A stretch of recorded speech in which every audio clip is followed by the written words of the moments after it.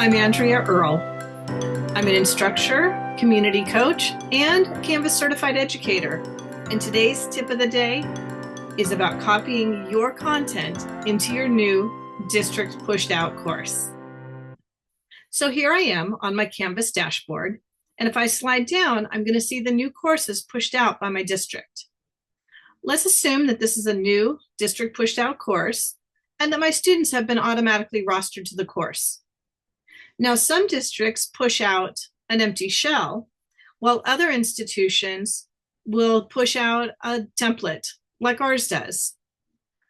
Templates are a great way to help you kind of get started so you don't have a blank page. Now, if you're like me and you've been using Canvas for a number of years, you've already got content created that you want to bring into your new course. If you choose to import your entire previous course, you may run into a few problems. The first being, you may accidentally overwrite some settings that the district has updated for you. Your course navigation may change.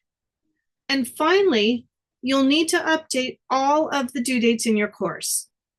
To save you from these issues, I'm going to show you two ways to import content from your previous courses.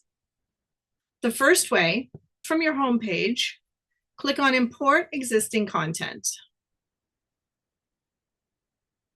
You're then going to select Copy a Canvas course, find the course you want to import from, and I'm going to find my math course. This is why naming courses is so important. Now, I don't want to pull in all content because honestly, some of the assignments that I had previously were not that great, and I may not use them.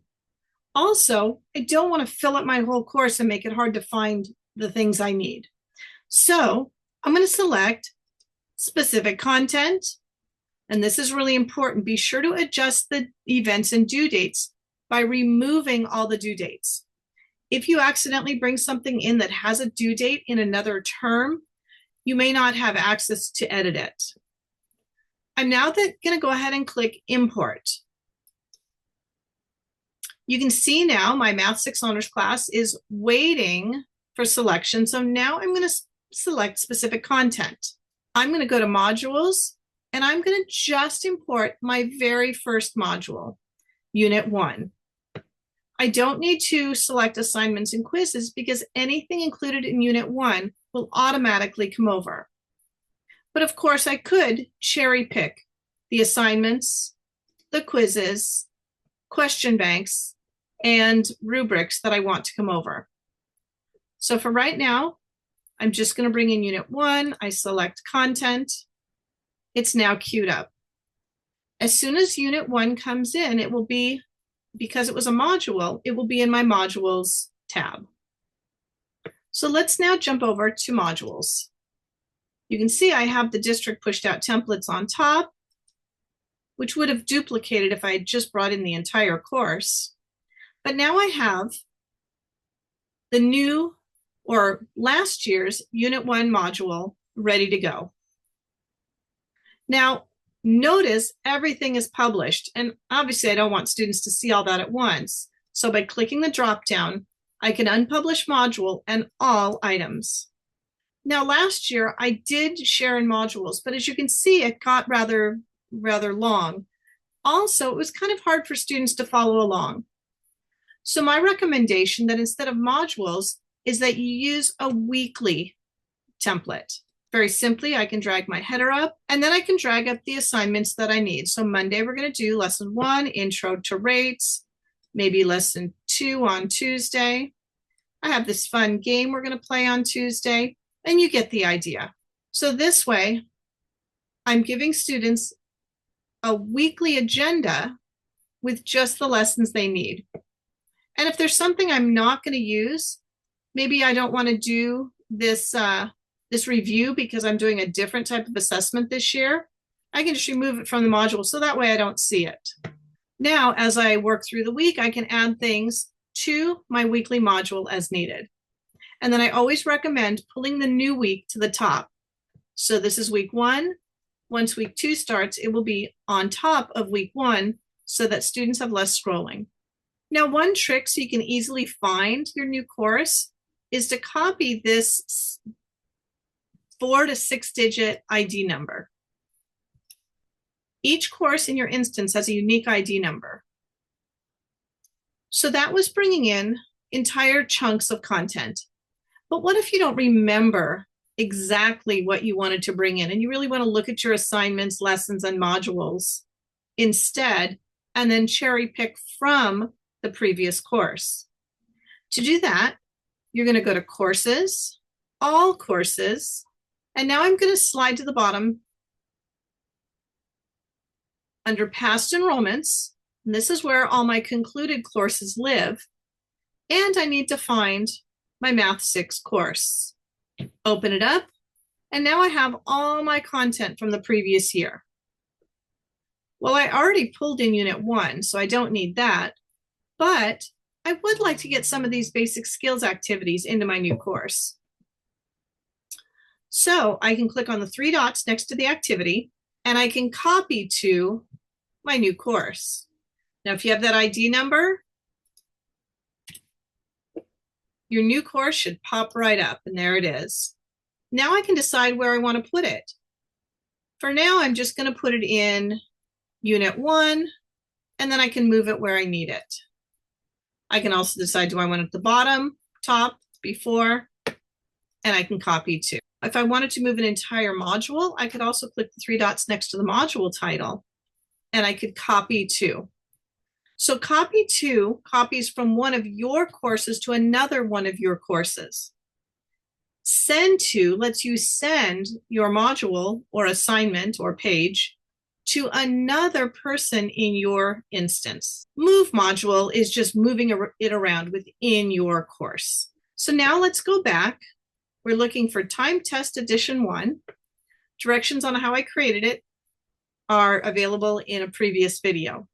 But let's go back to my new course and look at it. A shortcut to get back to my previous course is clicking on History. And here I have Course Modules, New Course Demo. Now I'm going to go to the bottom. And here I have Addition Time Test. Remember, I'm going to unpublish it. And notice it has a due date. So I do need to edit it and remove the due date. Otherwise, students will not be able to participate. There's a new Manage to Assign, and I simply can remove the due dates, apply, and I'm ready to go. You also need to be careful that every time you import assignments, they tend to end up in the imported assignments category, which we don't have when we sync to our SIS. So I am going to move this into my assignments category.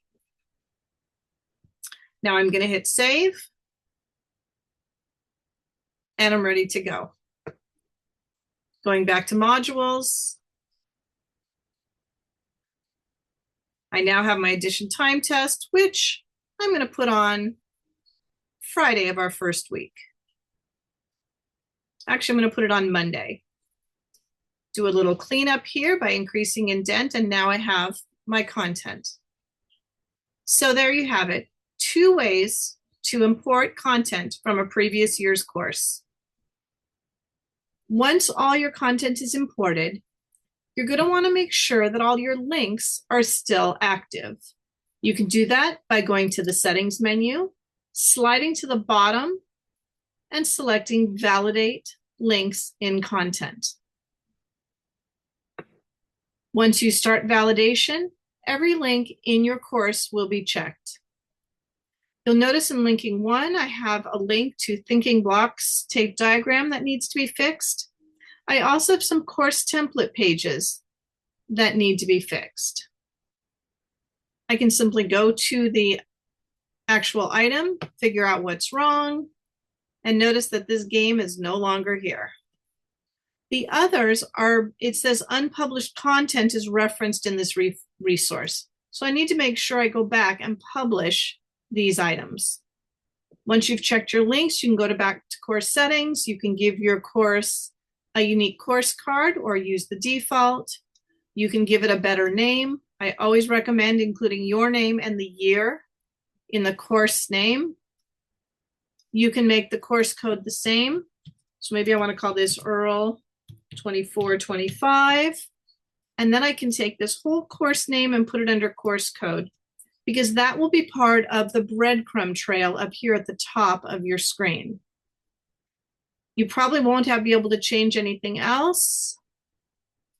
And we update the course.